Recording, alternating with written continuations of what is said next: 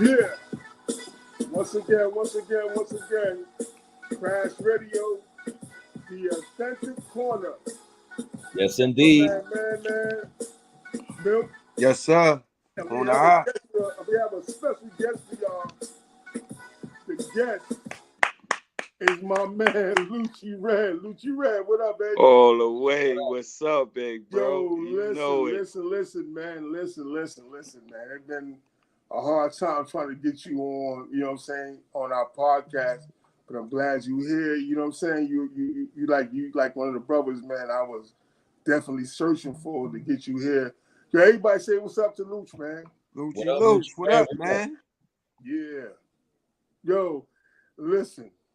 We got a lot of history we're gonna get into. We're gonna get into a lot of stuff, man, on this podcast. And on this episode, not this podcast, episode, yo, I'm really happy, man, that I got a hold of you, man, to get you here, man, because you've been down from BBM, Noble Entertainment, to Luch Red doing like crazy music, all in the Bronzeville 300. You know what I'm saying? It's like you're a legend in the streets, so I'm happy to have you here. You know what I'm saying? And the people that's watching this podcast, I want y'all to know one thing, man. When Reg, me, man, Milk coined the phrase authentic corner, we actually mean it's the authentic corner. Yes, we indeed. gonna hit you with everything, with everybody, stories that y'all probably never thought y'all would hear. Y'all gonna hear it because Absolutely. that's what we bring to the table. Yo, man, what's going on with you, man? How's it going with you, bro? Hey, man, I'm all right, man. I'm just taking it easy, man. You know, just trying to get over this sickness shit, man, that I've been having for the last couple of days, man. But other than that, I'm good, man. I'm inside the room with my good brothers, man, and I'm ready to go. Yo, we got Lucci, we got Lucci. I know it's gonna be something amazing. It's gonna be fire. This episode is gonna be fire. We finally got you this time, Lucci, man. What up, man? Milk. Yo, Milk. Yo, what's going on with you, man? What's going on with you, man? listen, like a fan, I've been excited, waiting for episode 2. We're here. And like you said, the authentic corner, and this is where everybody's going to speak freely, say what you need and want to say, because we all need to hear it. Yes, indeed. I see we got a little technical difficulties with Luch again, because that's like the powers, man. They probably don't want this to go down. Yeah, man. It's gonna go down. Hey, yo, Luch, I don't know if you can hear us, you know what I'm saying? But because you probably like your screen is like frozen, but they'll say you might have to log back in, log back on. But what I want to touch on in the first is like, listen, man, we have an awesome team, man, and we on Spotify, we on Amazon Music, Samsung Pod, we on iHeartRadio, Listen, RSS.com. Yes. We on Apple Music, Google Podcasts, we Facebook, YouTube. You can find us everywhere with this where you find your podcast, and what we doing is like we just spreading them out, the knowledge, man. We spreading the wisdom and let cats know, like, listen, this is not just a homeboy cronyism. We only gonna bring on the hottest rappers. We're gonna bring on everybody, anybody to have a voice, to have an opinion, man, because that's what hip hop is. Hip hop is community. Absolutely. And definitely touch up on those stories, like I said earlier. You know, there's a lot of things that we don't know. So behind the scenes stories, you know, the good and the bad, whatever it is, you know, we're here with the platform to make sure everybody comes in and has a place to speak. Absolutely. Yeah, yo, Luch, man, what up, man? I see you back. Are you back? Luch, you can hear us? Could you hear us, baby? Yeah, I see you moving, man. You know what I'm saying? So hopefully you can hear what we saying, man. Yo, man. Yeah. Yo, the last episode, you know, we touched on, you know, a lot of, you know, like as far as me getting the industry, man, in your pop scene, where I was going with stuff, and how it basically influenced you on to get into the industry, you know, just to start rapping? Like, what was your first experience with trying to get involved with the industry? Like, what was your first experiences? Like, how was it for you? I mean, it's a long story, man. I started off just like, you know, in the streets, man, with these cats, and I wasn't taking it serious. You know, I was just playing around with it, you know, and I started moving around, man, with some artists, man, that, you know, they had got record deals, and you know, and I started to see the checks, and I'm seeing these shits firsthand. I'm like, these niggas is making this type of money off of music. I said, oh yeah, I got to take this shit serious, you know. And that right there like changed my whole dynamics about music. You know, at first it was just like, you know, coming like, you know, from you and my father, you know, just doing it for the love, you know, and you know, this doing it because that was like a natural gift that was given, you know. But you know, when I seen that it was a business and it was the money that was behind it, I said, man, I gotta chase that bag right there. That's a bag that I need. Okay. So what I'm saying is like when I started, like we never like had like the idea that it was gonna be a bunch of money involved with it. We just did it because like that was like our expression, like that was letting us know. Cause like when I grew up, man, our moms and our pops, they were still listening to the Temptations, you know what I'm saying? Donny Hathaway and stuff like that. And we grew up, you know, in the background. We in a room and we looking like they out there dancing, slow dancing, the dim light. And we had to be in the room. Like we wasn't like a part of they culture. Right. So hip hop, like for us, was like that was like our culture. That was our music that we understood each other. We understood, like if you was from Brooklyn, Bronx, Staten Island, Queens, you know, Manhattan, we had something that we connected with each other. Mm-hmm. But what we didn't realize is that when the powers that be realized that it was a movement, something was happening, that they was going to take control over what we was doing. Mm-hmm. Because it started out, even though it was like gangs and stuff back then, and it was, you know what I'm saying, not the gangs that they got now. It was different type of gangs. We like I remember, man, as an adolescent getting on the train going to Queensbridge because DLS and 92 KTU was battling in the park, and they had the rappers set up. Right. And we was kids, man. We basically was just following people that we thought was older than us to the event, knowing they was going there. Mm. And I remember distinctively that when we was in Queensbridge one time, man, we was little. We shouldn't even be riding the train by ourselves at that point, but we was. And they started, it turned to a shootout. Nobody got shot. It just turned to like, pop, pop, pop, pop, shooting in the air. And when me and your pop said, we all ran back to the train station, and the people that we followed there, they recognized that they wasn't going back to Brooklyn. So they stopped. It's like, yo, where y'all going? We was like, yo, we going back to Brooklyn. Like, you can't don't follow us. We not going back to Brooklyn. We seen that y'all was following us, and y'all stand by. Y'all was being in the same area we was in. Because we figured if they came from this way, they're going back this way, we're going to get home. Because we didn't know how to even navigate the train system at that point. That's how young we was. Mm. And they like, nah, y'all got to catch this train, and then this train is going to take y'all back to Brooklyn. But we not going to Brooklyn. We going uptown. I'm like, wow, that's what hip hop was for me.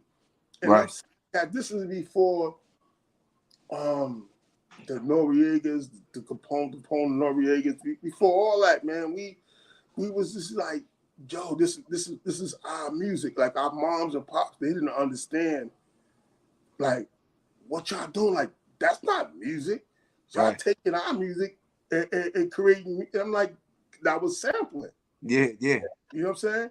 And then they created drum machines that can sample certain stuff. But like the last episode, I was talking that we used to have like tape on a record to let you know where that break beat was at. So we just kept playing that break beat and just keep playing it. And this is why I said like brothers like Kool Herc and them got notified by being the craze of hip hop. They learned that. But then you got to realize the culture that was happening back then was a lot of us came from Southern background. Our family came from the Caribbean background. Right. You look at Kool Herc, you look at Grandmaster Flash, they came from a Caribbean background. It was straight music. You know what I'm saying? Yeah. So we had a lot of stuff. So hip hop also always had a Caribbean Latin essence to our music. Right. And what people don't understand now, it's like it wasn't just I'm a sample James Brown and just keep going. No, that music came from somewhere. You know what I'm saying? That sample came from somewhere. Absolutely. And when I grew up, and I want to like focus on my age, is that you can hear James Brown, the Jackson 5, then you can hear Barry Manilow on the same radios back to back. It wasn't no R&B. It was hip hop. It was just music. So everybody contribute to our culture. And that's one of the things about this podcast is that it's a community. You know what I'm saying? We're not just going to be focused on just the hip hop artists we know, because we're going to get a whole bunch of people interviewing them. We're going to do a whole bunch of stuff with this channel. Right. And that's why I love the team we got, that we're going to grow and learn together. You know what I'm saying? So, Deluge, what's going on, baby? I see you back. What's going on? You got your mic on? I see you moving your head. So, all right. So, Bobby, Milk. Yeah. You know what I'm saying? You like a part of this authentic corner. Absolutely. Because you seen something that made like, wow, that it wasn't just the Bronx, because you grew up in the Bronx, but when you went to the military, you seen other places that people are doing the same thing we're doing here. And let me check that out. Let me check out, like you said, the DOC. Let me check out, you know what I'm saying, and the Gulf and other type of hip hop. Right. So what's your experience with that?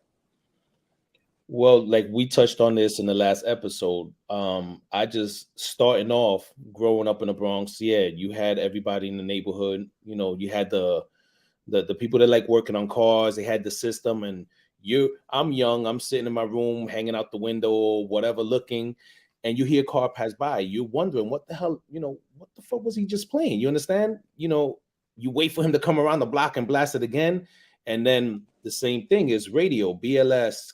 Kiss FM, I remember the beginning of 97.1, because 97.1 used to be a freestyle station, and then hip hop took over, and all it was every Friday nights and Saturday nights sitting there with the tape, with the record and play button and a pause button there, just waiting to hear that one track you want to hear, to hit that shit and record it.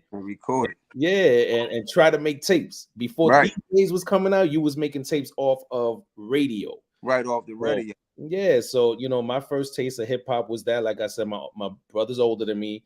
That video music box, or when you didn't have cable, because we didn't have cable. Right. Everybody else in the building might have had, and you had the rabbit eared antenna, so you try to get the little waves that was coming in. Right. And we was watching hip hop videos off of that wave that was coming out of the air, and free TV. That was it. Let me ask you a question. Was that before BET and all of those Absolutely. Channels, MTV and everything came out?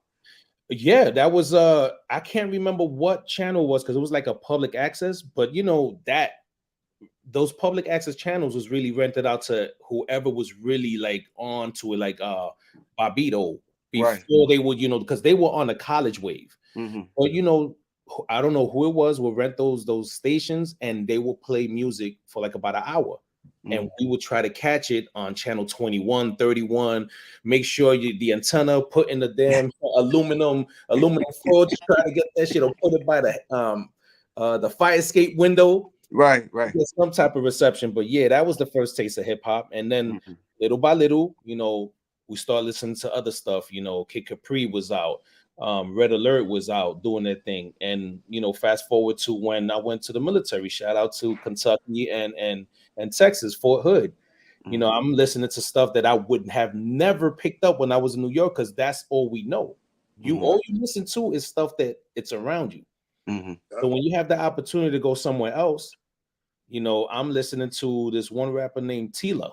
I'm sure nobody in New York who knows who Tila is, but then, us a little older, 8-Ball, MJG, you got all them cats from Texas, Houston, of course, Ghetto Boys was just Ghetto Boys. They came out. And you had Scarface, before he was with Ghetto Boys, like that's hip hop. And I grew up with that, and it actually opened up my eyes to, it's just not only New York, it's a lot more. Absolutely. When I was young, Philly, shout out to Philly, PSK. I'm telling you, Philly was in my ear from young. So that's, that's my story of hip hop. And also, I did have this dude that lived in my building. Shout out to, I can't even remember his DJ name, but he showed me how to DJ. And when I got the first taste of what's how to count the beats and drop, and mixing and blending, dude, I was in love. That was it. And to this day, I still get on my mom's case. You could have bought us a DJ set. Not knowing where she was gonna get the money from, but I needed that. Right. But yeah, man, like, and then, like I said, let's fast forward to the present day. Me, BGL, we sitting here, we have conversation. It's just the stories and stories. And why not? Why not put the platform out there and express ourselves and have everybody else come to us and express themselves with stories? Because I'm telling you, stories, hip hop, dancing, graffiti, that's all the culture right there. Right. That's all what in one is. Culture. Hey, yo, man, I'm gonna ask you a question, man. Your first time in the studio, right? And you recording, and then just linking up with the cats that you linked up with, like say probably Beanie, Freeway and them cats, like, right. How was that experience for you to be around cats that you probably realized like they was already on the radio already and doing their stuff, and then you got on the radio? So right. Like what was that experience like? What was that like? I mean, it was like something that you like waiting in line, like waiting for a lottery ticket. You know what I'm saying? I know coming from the city and just being part this watching this shit, man, and watching them go from the radio to the labels to the radio, and it's just like I'm like, damn, my turn gotta come. Something gotta happen, as far as me getting on the radio. So just me sitting down with the big radio disc jockey here, man, and getting it from recording stage to mastering to mixing to the radio, and actually hearing this shit on the radio was like something like out of this world, man. You know what I'm saying? Like, just to hear yourself, being played on the radio and people calling you like, yo, I just heard you on the radio, man. You know what I mean? Like, it was like something, it was like a dream come true. Like that part of hip hop like really touched me, like just this knowing that I can actually do a song or do some music or anything, and that shit can be played on the radio, just for people to hear it, man. It like kind of, it opened me up to music, Yeah. Yep. And Luch, you there? Or you still? I think Luch is still frozen, man. So hopefully we can get this fixed so he can. I want to ask you something. How was it going from the city and being in the city with hip hop, dealing with hip hop, and going to the military and actually like converting with other cats from other towns and other cities? You know what I'm saying? Then bringing what you experienced at the time. Yo, good question, man. Like, be honest with you, God bless his soul, man. Rest in peace, rest in power. Icky, your uncle Isaac, right? He was my connection to when I was in the military, to sending me tapes, like back, like on the tape cassette. Right, like, right. So I remember when Rakim and them came out. Like, to me, it was no hip hop, but New York hip hop. I wasn't open to nobody else doing hip hop because that was our music. So you wasn't really into the South like, with none of that stuff this, at the time. Yeah. All of this stuff is new to you at the time. You only stuck in just this New York state of mind. I'm stuck like, yo, if you ain't a New York rapper, right? You ain't. We started rap like it's like you starting a game in New York and then it goes to Cali and then it's like, man, y'all not doing the same thing. You don't know why we even started this game. Right. Y'all just riding off of what the name of it. And that's how it was with hip hop. But like I told Bobby Milk was, when I heard DOC, I heard lyrics. Right. I wasn't feeling NWA at the time. I wasn't feeling he sounded like a line. So you wasn't into the whole NWA. You wasn't into them. I wasn't into them at all. I was into DOC, and then who was it? The DOC, and then when Rakim and them came out, at the same time.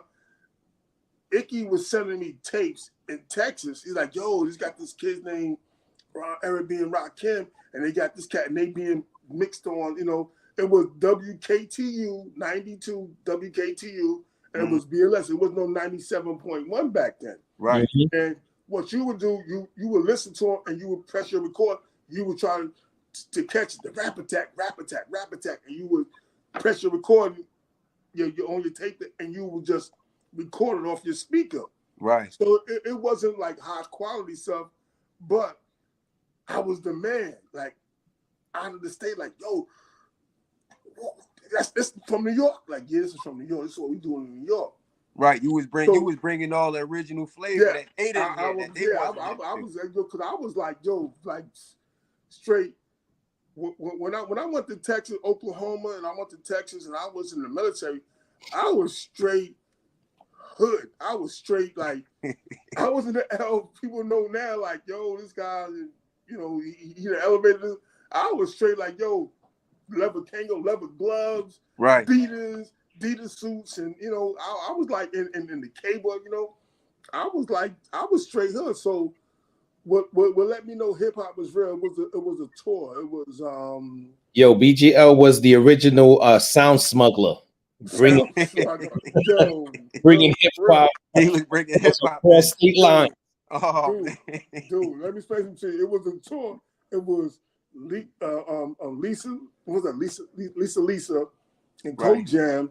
It was the Fat Boys. It was Beastie Boys. It was Run DMC and the Fat Boys. Right. They came in Texas. What, in concert? They came in concert? A concert was a tour. Oh, okay. And they tore that shit up. And what that made me feel like was like, I'm from where they from. Yeah. I'm like, this is what we do. Right. You know what I'm saying? Fuck all that bullshit y'all doing. This is that tour. But I mean, Buff, God bless, rest in peace, rest in power. They tore that shit down. Even the Beastie Boys, some white motherfuckers like it.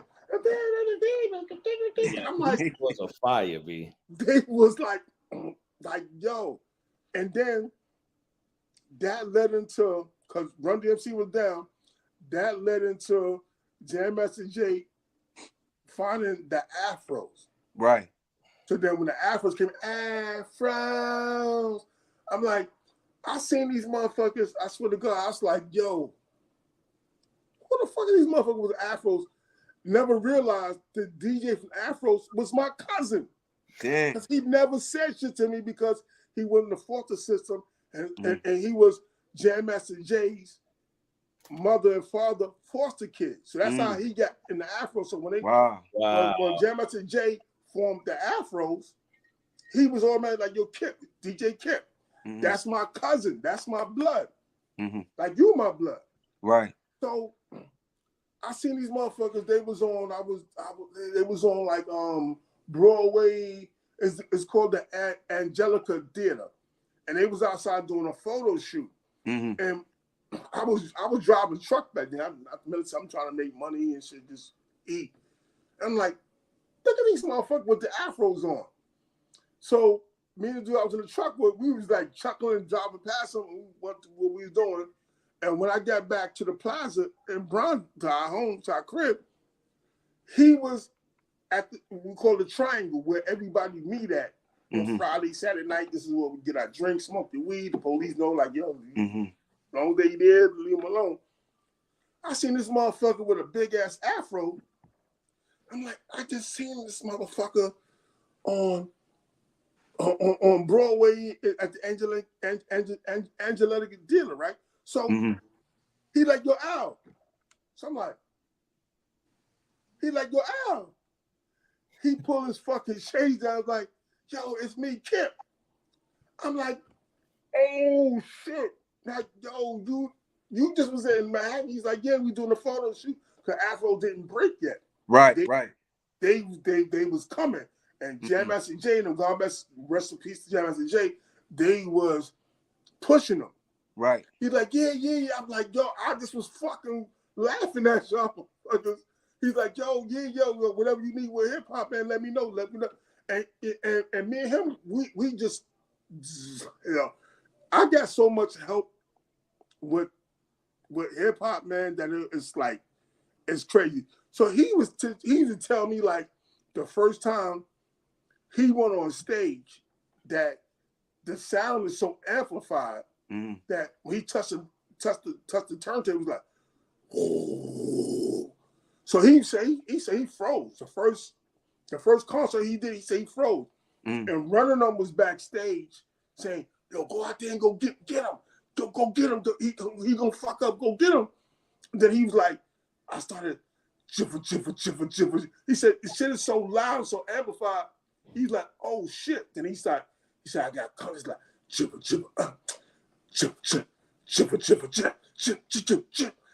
And it's like, Afros. You know what I'm saying? And then he was teaching me, like, this is how it is. Right. And I'm like, oh shit. And like, I never knew, first of all, because that was my cousin, he was even in the foster system. Right. I never knew that shit. And then the foster system, he was put with Jam Master Jay. So happy to be mother and father. Greatest DJs. That shit is crazy. That's crazy. I mean, crazy. Listen, when the path is for you and it's written, it's written. It's gonna happen. That's what I'm saying about us. Like, dude, the path that we got, I don't care. Like we always say in the hood, you gonna get out and lay down. They ain't gotta get out and lay down. We do what we gonna do because we gonna do what we gonna do. Regardless, do what we do. Yep. You know what I'm saying? And that's how I feel about like our clique, our unity, and our podcast is that, dude, we not just cats that just coming from out of nowhere, right, saying, out of the woodwork. I'm gonna talk about this, and that's why I always said we not just gonna be talking to people who's already established and doing what they do, and like, Fat Joe. I mean, God love them. You know what I'm saying? But I'm gonna talk to that cat on the corner that's trying to start a business. You know what I'm saying? That don't know why the industry didn't pick his album to be on. You know what I'm saying? Right, exactly. That's where you come in there, man. Right, you know what I'm saying? Right, and that's where Lito, you come in, because you know what I'm saying? We know people, and one thing about our podcast is the authentic corner. Right. That's it. Right. You know what I'm saying? Nothing scripted, nothing edited out. It's just, listen. Straight raw. Whatever it is you feel, just say it. That's it. You know what I'm saying? By all means, don't get yourself in trouble, though. Don't get yourself in trouble, but listen, it is what it is. Man, go. I got something for both of y'all. Y'all both was in the military. Y'all was both out of New York, right? Now y'all both was getting music and y'all was playing them on these cassette tapes. Was y'all mass producing for other brothers that y'all had inside of the military? So was y'all flipping them over, putting the tissue inside of the cassette tapes and record and producing them to the other cats that was in the army? That's some slick shit. Yes, I was. Hey, but you know what I used to do? I'm gonna tell you. When I was in the military, I found a way to make money. I was a money getter. But at Friday, Saturday, whatever, they was in my room, like, in my room. Cause y'all had this listen to this shit, like, shit was coming from up top. It's coming from up top, baby. And I'm like, they was like, oh shit, like they automatically knew. And I don't know what you need to, but they knew, like, that motherfucker, like, he getting us music that we ain't even getting out here. Right. And that's what I took from it. And like I said, rest in power. Your uncle, Isaac O'Neal, was my main source of getting that music. I get that music to you. And he could put in an envelope. I swear to God, a regular envelope, he had a fucking tape. A tape. You know what I'm saying? That tape. Yeah. And he sent it to me. He was like, Isaac O'Neal, Lamar. Boom. And I'm like, oh shit. Rip that shit open, put it in my cassette tape. And it's like I said, yo, the first Rakim shit I heard, it was so distorted, but I knew it was a fucking hit. And I was even in New York when that shit came out. Right. So you was getting the hits. Like, you was getting the hits from the cassette tapes. And it wasn't recorded because they recorded it. You know what I'm saying, Lito? Yeah. They was recording it, but it wasn't being recorded with good quality. Right. Yeah. It was just like, you know what I'm saying? Yeah, I'm gonna tell you on my side, by the time I was in the military, she was a little different, you understand? It was a little different, but Elle knows Fort Hood is a big base. And I happen to be lucky enough to be stationed in Fort Hood directly across the street from my brother. Okay. And but nobody else but my brother and me already, we have the same taste, everything when it came to music and the same shit. Like, I know when when we first got down there, I'm gonna speak for myself. When I first got down to Fort Hood, and you know, you're stationed with a lot of people from all over the, you know, right.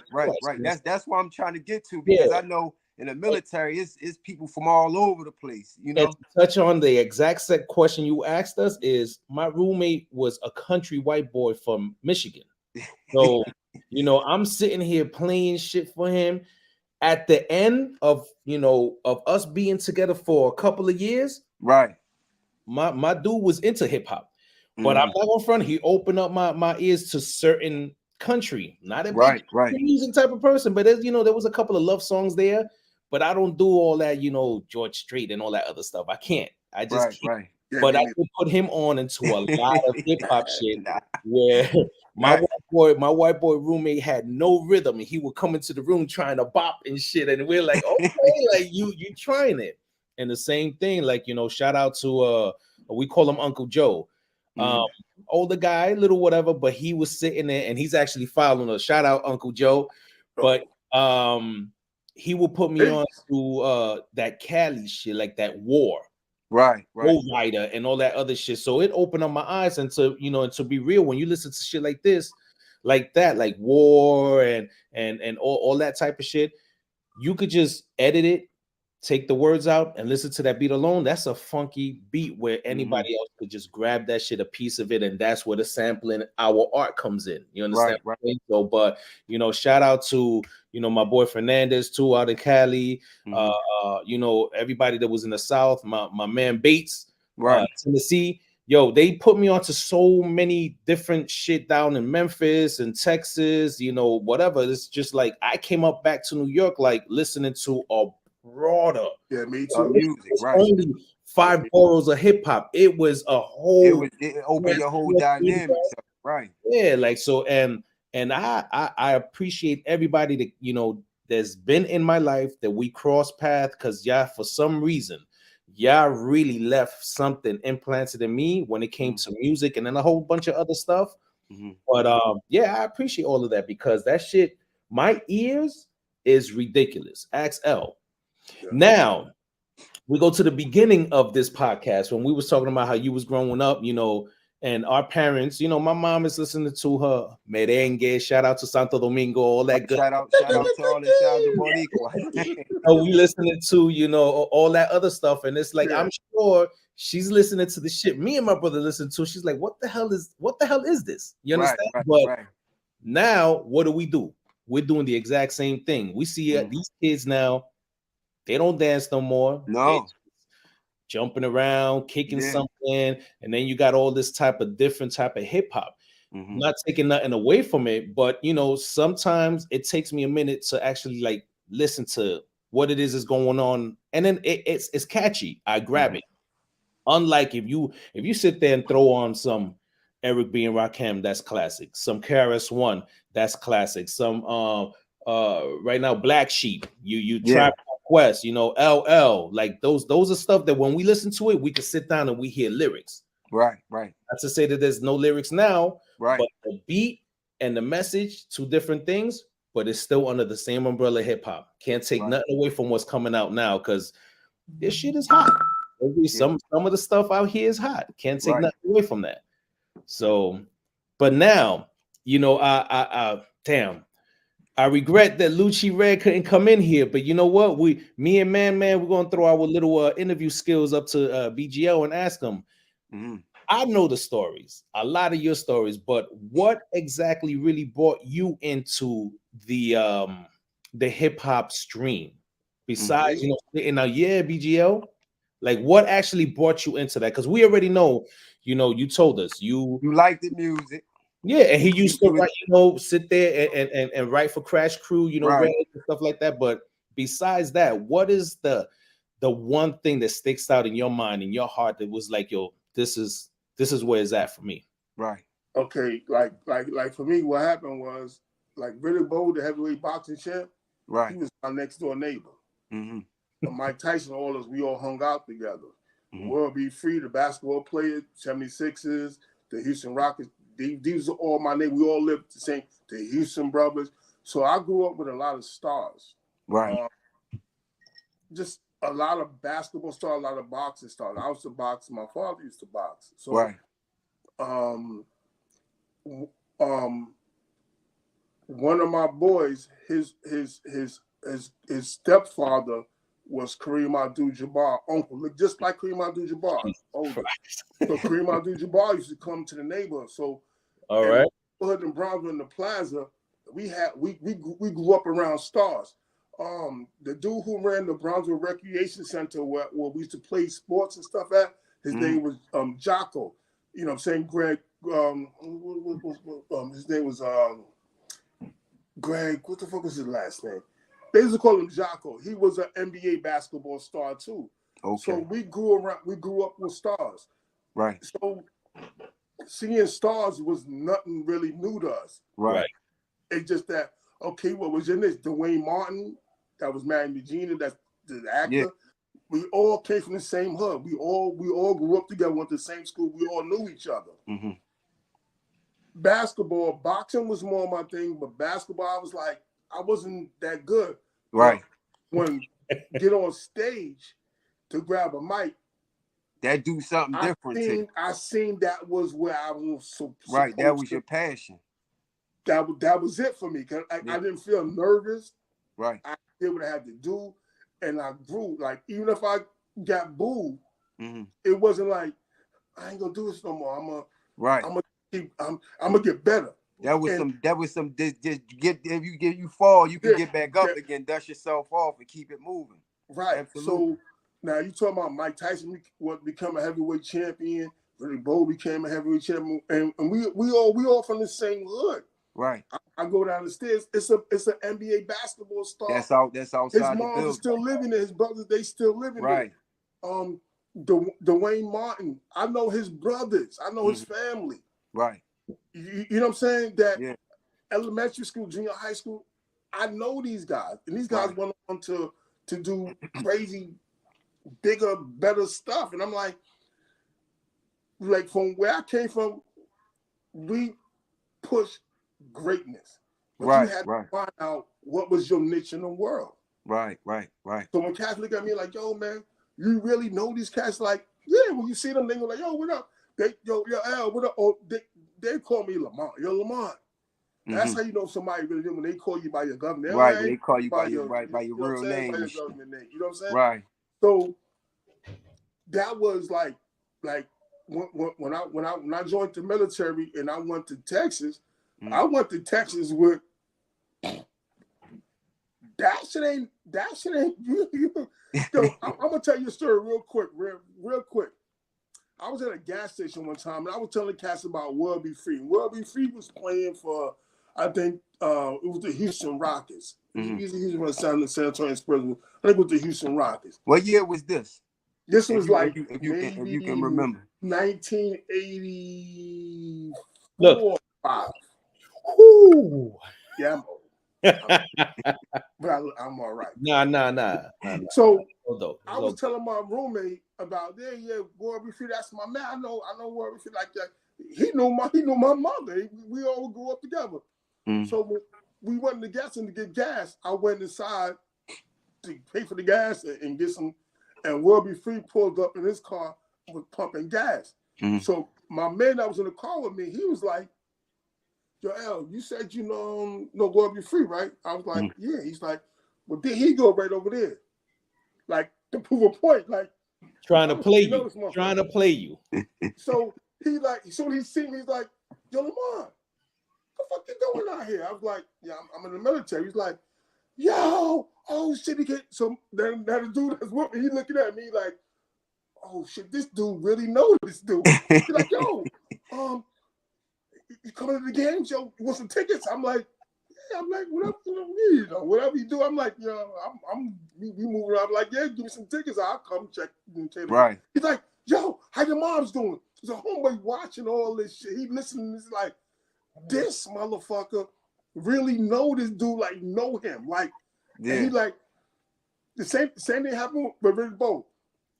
Reggie Red's cousin, Daryl. We spoke about the last episode. I was telling him, yeah, man, Reggie Bo, my next door neighbor. I was giving him peanut butter and jelly and all that bullshit. And then, and Reggie Bo was coming down. His entourage was shopping, going. I guess like we was on 37th Street between 7th and 8th. And Reggie Bo, it was like, yo, Al, man, you said you know Reggie Bo? And I was like, yeah. It was like, you know Reggie Bo? I was like, yeah, once again, trying to play him. Like, okay, well. He's coming down. He go right there. I want to see if you know Reggie Bo. So I came out there. As soon as Bo seen me, he was like, come on, what's up? Mind you, growing up as a kid, I was the skinniest, shortest dude, but then I shot up and I put weight on. He was like, yo, Lamont. And the old guy was like, this motherfucker really know this dude. Crazy. Like, oh shit. So he's like, yo, what up? I'm like, yo, what up? They're like, yo, can you give me an autograph? I'm like, I ain't getting you no motherfucking autograph for this motherfucker. Yeah. I'm not doing that. So he's like, yo, what up, man? He's like, yo, man, you got big, yo. You still boxing? I'm like, he's like, yo, we can set something up. I'm like, I ain't boxing no motherfucker. And they was like, oh shit, and they was a believer. And this was Reg's cousin. This is like when me and Reg and we started really like putting together y'all start clicking music and shit, going to the studio and all that shit. But I'm like saying, Cash is like, they ain't really believe that I really knew these motherfuckers. Right. You know what I'm saying? Right. So, case in point, what I'm trying to say now is that what we doing, you know what I'm saying? And man, come from greatness. Yo, we really it's similar. Everything is like everything like, that you know what I'm saying? Right. It's everything is like the same stories and shit. Yeah, man. From me leaving the city to coming here is like the same shit, man. You know, Freeway, he used to sweep up here for Dobby. That's my father's brother. That's my uncle. Yeah. God rest his soul, Dobby. When he was 11 and 10 years old, he was sweeping up here in the barbershop for Dobby. This was his first job. And you know, I'm younger than this cat. So, you know, growing up, we met each other like through the streets. Like we just start getting tight. And then Dobby and Sam would always say, yo, that's Little Les, man. I said, Little Les. I said, yeah, this nigga name is Les. And Sam said, you know, Sam keep everything. This nigga had a cassette tape from that Free did his first demo tape. And he wanted Davi to give it to Sam so he could take it back up to New York. He said, man, y'all know y'all, y'all got it going on and shit with the music in New York, man. So we gonna fast forward back to when he done blew up and everything, man. So Sam said, man, he played the tape. I said, man, that's that nigga, man. He said, man, when he get him over here, I'm gonna play that shit for him, and I want to see his response to his first demo tape.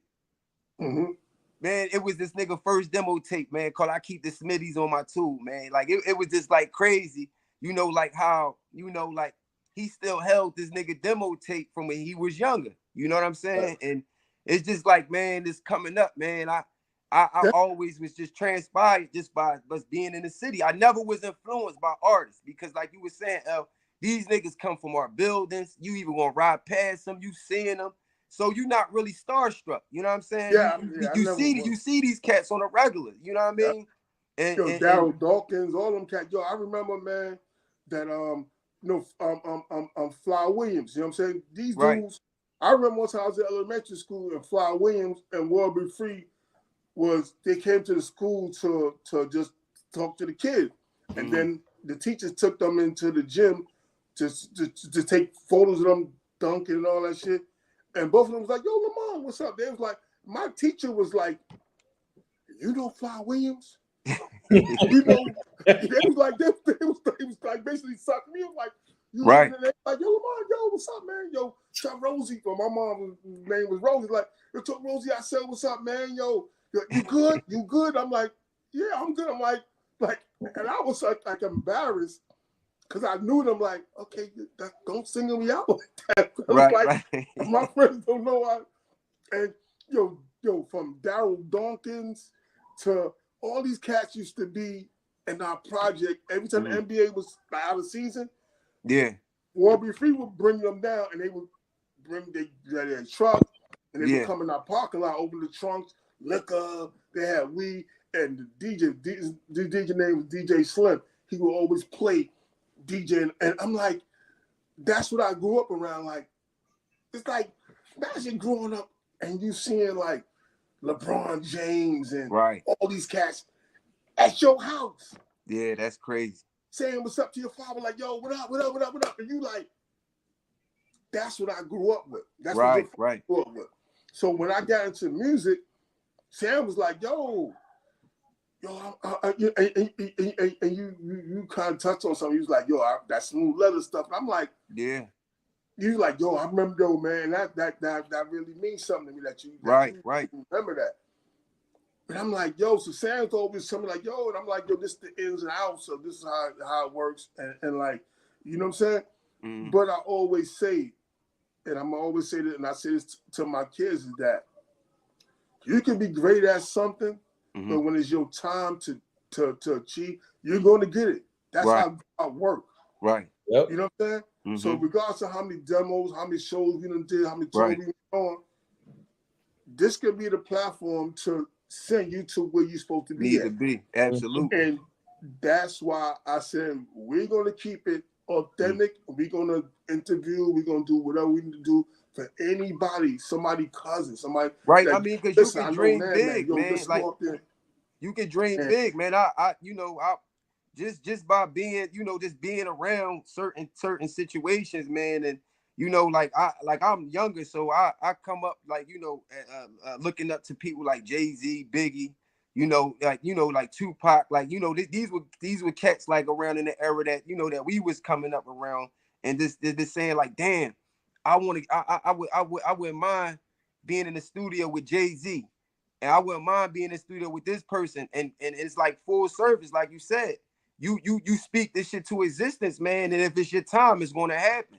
I never knew that I would end up just being a kid in Philly, you know what I'm saying, and just rapping and just doing this shit for a hobby, to actually being in the studio with Jay-Z, you know what I'm saying, and being around these cats and just working around them and seeing how they work, you know what I'm saying, and that right there taught me a lot, man.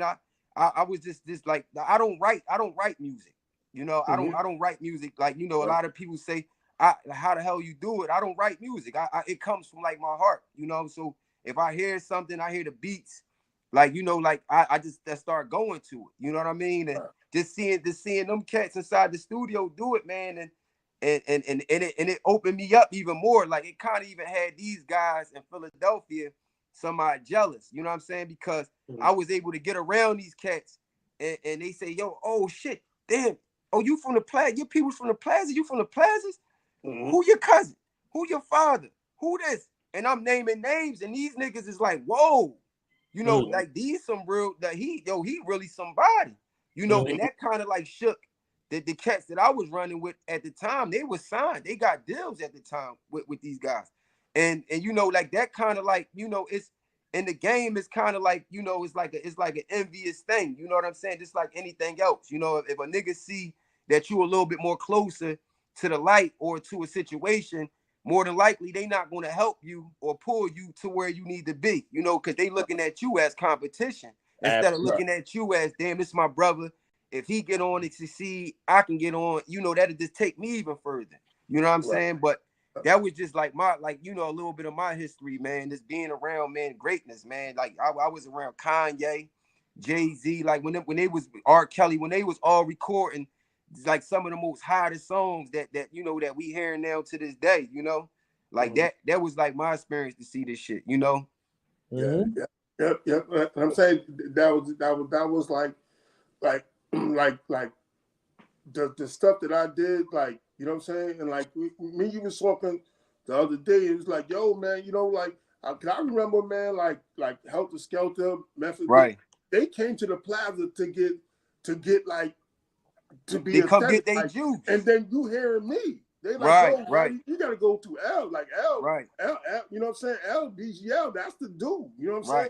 And even though I never signed a major record deal, or even not, it's just that they knew I knew talent. Like, yo, if you can make it here, and we was like straight like gangsters. Like even with MOP, I was like the gangster to them, right? Because you know I mean, you was hearing it from everybody. I mean, you hear from Raekwon.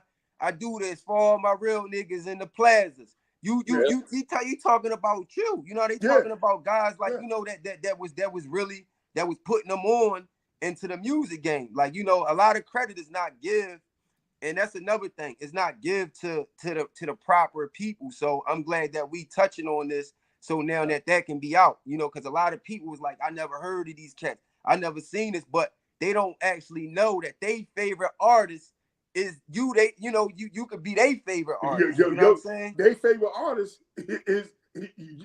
Their favorite artist. Right, exactly. You know what I'm right. Because like so I said, we touching on, you know. Yo, I remember we used to be in the cypher and the plaza and the exit. You know what I'm saying? Because when I went in the military, I stopped smoking weed and all that shit. But they used to be in there puffing, we in there drinking and all that. And these cats is like shooting their shit. You know what I'm saying? Right. They out there like, yo, blah, blah, blah, blah, blah. That they got an album coming out. And I'm like, yeah, they looking at me like, yo, like, yeah, that's just cool.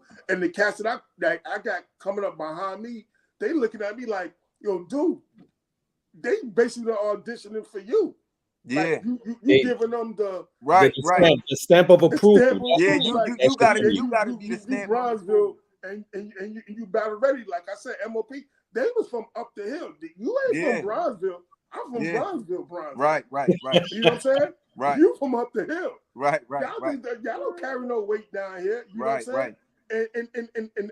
And that's basically like, you know, the winter cast is like, and it's like you said, sometimes that causes animosity. That them guys go like, man, I'm gonna ruin this guy's name. Yeah, they gotta put tarnish on instead of like, you know, it's not like how it was back in the day where you had the Kumo D's, the Rakims, everybody was doing this shit together. It was like, you know, like a conglomerate, you know, like. Yeah, but even that, they still had their little bullshit. I was about to say, even back then, they had a little battle against each other here and there. That's another thing we're gonna have to touch on in a future episode, because battle rapping, I love that shit. Yeah. That's where it all started from, man. You know? But it wasn't causing your death. He wasn't gonna get murdered. You know what I'm saying? He was right. It was just, you know, it was like, I'm better than mic, you. on I'm wax. getting your ass, and I'm Right. gonna shut your shit down like the bomb did the bomb. Put that Right. bullshit on like Busy beating them. So I remember that tape. But it was straight on wax though. It didn't leave off of wax back in them eras. Like you said, it wouldn't escalate to violence or a cat trying to just shut your whole fucking career down. You know what I'm saying? How about this? Even if it did come off of that like level, and they seen each other, it was on some argument, and even if they got into it, it was hands. It was it. Right. You live the next day to get in the studio and talk shit about it. Right. Instead of doing all that extra stuff. But the battle, that's something we're gonna have to touch on later on. But yeah. Because I know this being up there in the Bronx. I know you've seen a whole bunch. That's where a lot of the battles and shit that took place. Yeah, listening to and that was my thing when a record came out and somebody was dissing somebody else, I was like, oh yes, next week something else is coming up, and I'm right. on that. You sitting there waiting for the response to the battle and shit that's going on. Absolutely. And then like what El was saying is like we still touch on stuff that there's a lot of stuff I'm still learning to this day. Like Eric B, well, really Rakim and EPMD had a little stuff going on back and forth, and you didn't really know what it was until it came out and they started doing interviews letting you know what it is. Right. And again, you still have to respect it because they out here, they're definitely gonna hold their own. If you coming at them, I'm gonna come back. Right. Like you said, it was more on a respectful shit. Yeah, if we didn't like each other on that level, we kept it on wax. We said what we had to say, and that was it. Right. Now it's a different world, but it's a whole different. I don't want to touch on that, but yeah, even the greatest beefs. You got Jay-Z and right. And everybody else. He went against Cannabis too, because that was a good one. Right. Kumo D, he did. You got Ice Cube versus NWA because Ice Cube was I like the KRS-One against MC Shan. Like, how did y'all that's the classic right there. Yo, listen, you know what I'm saying? Jump back in. I remember one of the shows we did, it's like the last time I seen MC Shan and him at KRS-One, because I never really been around MC Shan. I never knew he was that tall he is, because KRS-One is tall. I'm like 6'2". Them dudes is taller than me. But MC Shan was like skinny. KRS-One is like he's a big dude. Me and Kenny Parker was more cooler than I was. I never really knew KRS-One like that. I seen him. Kenny Parker. I read his book. I told you need that. I like that. That was a good one. And MC Shan he's about like maybe like my height, maybe an inch taller than me, but he's real thin. Slim, And this was like the last time they was on stage like battling, you know what I'm saying? Because I used to go to a lot of stuff like Stay Key and you know what I'm saying, and we do Reginald. But I always used to be, when it came down to Crash Crew, I always tried to be like in the back, like let them do. And if somebody didn't show up, I'll get on stage with them and do their parts with like wherever Reginald needed. You know what I'm saying? But that was helping me with my stage performance because, like I said, the first time I went on stage, like a real big show was filling in for Granddaddy IU. And I was like, I'm rapping, the DJ over here, the audience over here, I'm rapping over here like, yeah. And they like, yo, and school was like, yo, the audience is that way, man. And I was like, you start learning, you know what I'm saying? Because you don't fucking know. You just thinking that's what it is, you know what I'm saying? Right. But being around those guys, I seen like the professionalism, like them guys was like they was thorough. Like we backstage talking and they smoking weed or whatever, drinking, whatever, and they be like, yo, give it up for so. They go outside, it's like lights, cameras, action. Right. It's straight. They knew like, exactly. They knew they rolled. It was no nervousness. It was like bam. Right. Jibba. Yeah, it was like the Rebel. Yeah, I remember, man, the first time I seen Public Enemy. It was Public Enemy and Stetsasonic. And Mike Tyson, when Mike Tyson broke, punched up, what's supposed to do, Mitch Green? And Mike Tyson had it. Yeah. So I'm in Studio 54, and I had cable. I had my cables on because we was just getting money. I had cables on me, June, and we're gonna bring June on too. My man June. All right. Other cats, man, we was in there, and Tyson, they was up there like in a balcony type.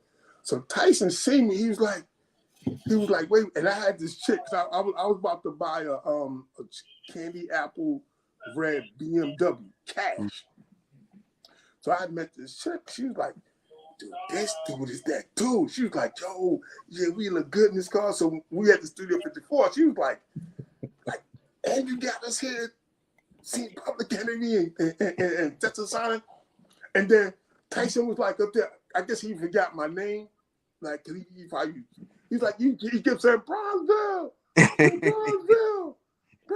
So I looked up. I was like, oh, she's like, yo, what up? I'm like, yo, she's like, you know Mike Tyson?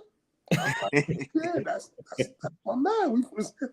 She was like, oh my God, yo. And what I mean, when Public Enemy, because them dudes, man, you can hear their albums, but to see them motherfuckers right, to see them actually moving on the stage and performing, that's a whole different architect. I seen the S1, they doing their shit and they on point with man, yo, and fucking and Flav over here doing this shit. Shout out to my man Bartley, you know what I'm saying? Mm-hmm. I know Bartley watching it. That's Flavor Flav right here, man. Because we gonna have Flav on here too. That's what I'm working on too. We got a lot of shit we working on. Absolutely. But I'm saying, dude, the level that I've been in with this music shit, so it came down to man, you doing. I'm like, yo, you impressed me. I ain't gonna lie, you impressed me because you went to a level like you got in like with state property in them cats. You know what I'm saying? Yeah. I would have been the type of dude like, well, fuck out of here. You know, and it's crazy because it's like rankings and shit. You had to earn stripes, man. Like, you know, it wasn't just like I was out here battling the shit out of people in Philly, man. I'm talking about dusting them. So it was it's like, you know, at the time they pulling certain people in that they knew that was like you said, like that can make the most noise. You know what I mean? And we was it was fun. It was more fun then than it is now to me, man. You know. But like I said, we're gonna bring it back to that point because, like I said, what we doing, man, it's like ain't nobody doing what we doing. Right. That's this case in point. You know what I'm saying? And like I said, Lethal, Milk, he came. He's like, yo, when Reg actually accidentally said the corner, and Milk was like. I was, as soon as he said that, I said, holy, I like that. I said, that's us. That's us. And let's be for real. Like you said, same thing in the plaza every Friday. What y'all do? That was your thing every Friday. Go out there, meet up, chill, talk shit, whatever. Everybody was comfortable and everything flowed. So that's what we want. The stories, the flow. This is our authentic corner. Right. Well, come on in. Come on down and let's talk. But yeah, that's it. He said it right. Reg was just talking right off the head, and he was like, yo. He was flowing, whatever. Welcome to the authentic corner. I think you gave a go back to the damn recording. My eyes might have just opened up wide. Like, I like that. Yeah. Yo, cool. Like I said, we got my side. We could have really got into Loose Red because we got a lot of history and that dude. Right. I wonder what happened, man. Where he kept getting. I guess it's technical difficulties, but I'm saying that. Yeah, but it's like we're gonna work on that. Yeah, but what's gonna happen is, you know what I'm saying. Once we get, you know what I'm saying, we grow. It's only gonna get like 10 times, 15, 100,000 times better than what we're doing right now. Right. But it's like, you know what I'm saying. We have people. We have a lot of genuine people. Appreciate everybody that's following us, you know what I'm saying, and giving us the time out their day to listen to what we're doing. I'm like I said, I appreciate it because, like I said, everybody's not gonna get it right now. You know what I'm saying? Right. But the content is gonna be there, the service is gonna be there, and if they go to any of our backgrounds, we are authentic. That's why that authentic that's really sets it. Like you can't say no more. It's like anything else I say about now, it'd be a lie. Right. But we some real genuine dudes, you know what I'm saying? Mm-hmm. And like Reg can't be here because Reg is doing other stuff, you know what I'm saying? Because that's what we do. We still got to do what we do. Right. And like, from time to time, one of us might be there, but we still gonna hold it down and we still gonna represent what we doing. And like I said, as far as the people, Spotify, Amazon Music, Samsung Podcast, iHeartRadio, Listen, RNS.com, Apple Music, Google Podcast, Facebook, YouTube, at Crash Radio 9071, at what's the other thing we did today? We're actually working on getting that TikTok page up too. TikTok. That'd be great. 71. So follow how you get it. You know what I'm saying? And support us, because the end of the day is you can actually say, I know these cats. So if your son, your daughter, your uncle that owns a business that y'all promoted, we promoting that. An educator, we gonna promote it. Right. It's one community. Ain't no black shit. Ain't no right. We one community. So that means we taking care of African Americans, West Indian Americans, Dominicans, Puerto Ricans, Peruvians. We all over the spectrum, because that's hip hop. Absolutely. You know what I'm saying? All our cultures mean something, and it's all blended to each other. So the stories that we tell, guess what? People goes like, yo, man, I went through the same shit. Yeah. Right. And you couldn't even been in the United States at the time, but you went through that same shit. Putting a cardboard box out there, trying to spin on your head, break dancing, learning what we doing. That's what it's about. You know what I'm saying? So we about that culture. So absolutely. I don't care about, you know what I'm saying? I know I'm speaking for all of us that it's not about fame. Right. That we gonna interview Will Smith. Right. Let me explain. When we get to that point, we get to that point. But the end of the day is I'm interviewing a dude that's starting a business, you know what I'm saying, making hamburgers. Like, yo, listen, man, I got a burger joint open up on, 45th and Lex. You know what I'm saying? Yeah. Because y'all said, you got help me, because I grew up in hip hop too. Right. We got that food truck, we got that printing company, we got all of that, interior. You got authors that write books, that you know what I'm saying, that they try to get their book shit out there, man. You know what I'm saying? And another thing too, when we start coming up with our Crash Radio gear, we're gonna have everybody get purchases in, and sweatshirts and t-shirts, you know what I'm saying, just promote it. But we need everybody to tell somebody this is where we at, this is what we doing. Right. And that's how we spread the word, spread what we doing. So it's like casting is like, dude, we know we doing what we do, but not us. It's about all of us. Right. That's how we gotta keep it. We gonna like I said, we gonna go on the road. Lito might go on the road, put up a show for somebody because they see what we doing here. Me, Crash Crew. But the end of the day is we bring it back to here. Right. You know what I'm saying? And somebody knows somebody who knows one of us that, listen, man. And that's what it's about. Right. Right. Connecting the dots. It's like exactly like you said. If you need some promotion for you, even for you, an upcoming artist, you trying to do your thing, come up here, we interview you, you put yourself out there, we're helping you promote yourself. Why not? This is a platform right here. All we're asking is for you to come up here, tell us the story of how you came up, and what it is that you're looking for, and listen, we'll open up the doors for you. Like you said, this is the platform for everything. Right. So, culture, man. Yes, sir. Peace and love to you, my brother. Peace and love, it's a pleasure. You know what I'm saying? I'm glad that you always have you there when you're supposed to be there. Same thing with you, Bobby Milk. Yes, sir. ILK, Milk and Milk. You know what I'm saying? Right here, son. Yeah. Hip hop. Yo, I love that. You see, I got the Harlem Jets on. I'm on my man stuff. You know what I'm saying? Because he's a good dude. We're gonna throw him on the show too, man. Let him, talk about what he's doing for the youth. Because he do a lot of good things for the youth, and I really love that because I love giving back to the kids. That's why I coach football up here where I'm at. You know what I'm saying? In the town of Newburgh, the Goldbacks. I try to get back to my little ways, man. Right. To let people know, like, dude, I'm here for the youth, man. I'm here for the future. You know what I'm saying? Right. Absolutely. We all doing it, man. So, like I said, peace and love, everybody. I'm gonna show you one thing before we sign out. No disrespect, but you gotta read the whole thing. Okay. The whole thing. Hip hop was dope in the 90s. Oh my God, that's my argument. Prove me wrong. That's a hard. Listen, that's the essence, man. You know what I'm saying? And I got the rose up on my shit, man. The flowers, man. You got to give people their flowers, man, while they still here, man. Absolutely. That's what's up, man. Yep. So listen, once again, like I said, fellas, I thank y'all once again for a great podcast. Everybody check in wherever you get your podcast. Sign in, look for us. We easy to find. If you can't find us, somebody. You ain't looking.